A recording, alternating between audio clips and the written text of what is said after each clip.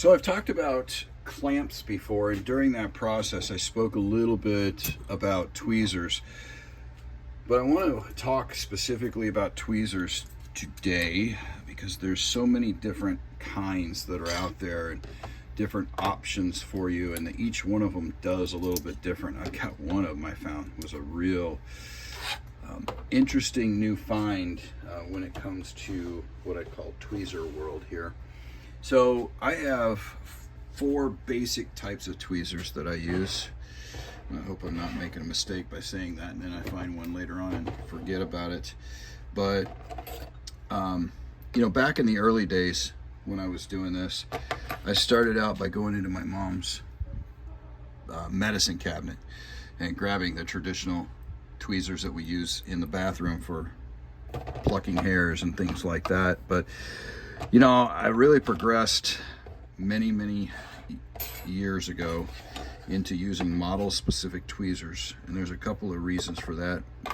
One is because I wanted my own and didn't want to have to always kind of go looking for them. And the second reason was because I realized as I went through a squadron shop in the Washington DC area in the early 1990s that they actually made some very specific tweezers, and so I started collecting them, and I swear I've got 1,000 tweezers around here, but they basically come in a couple of different formats.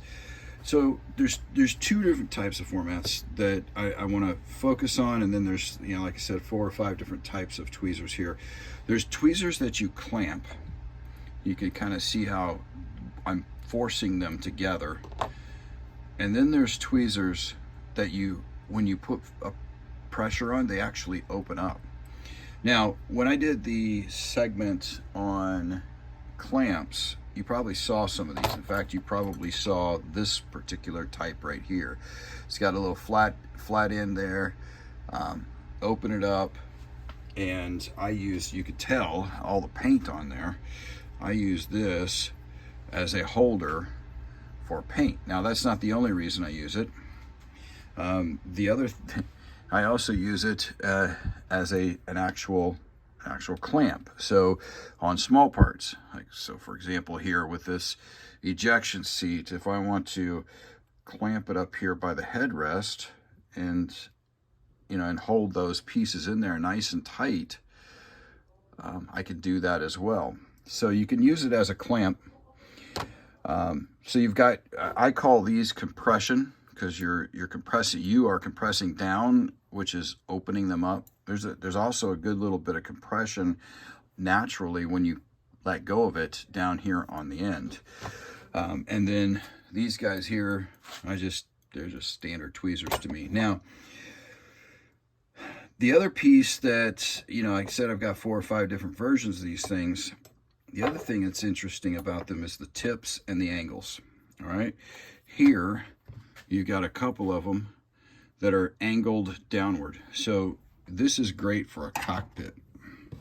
Say I needed to get the stick in there, or something along those lines. I don't have anything to really show you, but let's say I needed to get this down in here. I could do that with the tweezer itself out of the way of where I want to place it. So that's very helpful. So it's got that, you've got these tweezers that have these bends on them. Then you have them that are straight. Now, let me tell you something. This is a sharp piece, and I find these are very effective for putting very small pieces into very tight places. So for example, when I do this gun pod, I'm probably going to take this set, or maybe this set, which is a little bit duller. It's got a little bit more of a round. And I'm going to take that muzzle, I'm going to hold on to it, and I'm going to apply it and put it in there. Then I'm going to release it and pull it out. So it gives me very fine, that tip on there, that very sharp tip gives me very fine maneuverability into tight spaces. Then I already showed you how I use these flat ends, compression pieces. That's probably not good for putting something in there, but I use them quite frequently more as clamps than anything. But you can see different tips, There's another one. This is one of the compression ones that has a sharp tip on it.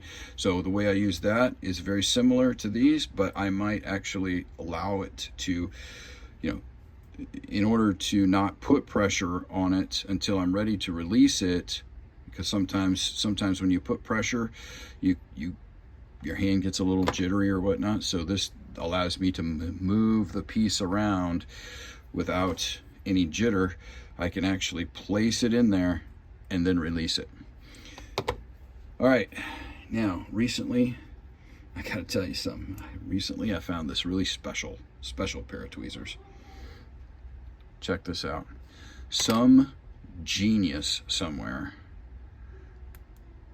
put an LED light in the tweezers. So as you put it down in there, you got a light. It's amazing. Put this, you know, if you're trying to put something into the cockpit, into a dark space, I can go in there. There's a light. I can see my little hole. Pop it in there. I'm good to go. And then I release and I pull it out. There it is. Just a little button on top. They were nice enough to put little pads on there for my thumbs. Bought that at Joann Fabrics about 2 weeks ago. And so if you're looking for something like this, either make your own or go pay $5. I think it was like $6 actually, over at Joann Fabrics. That is it on tweezers. Lots of stuff there, lots of uses. I'm sure you guys have more uses than I do, but there's a start for you.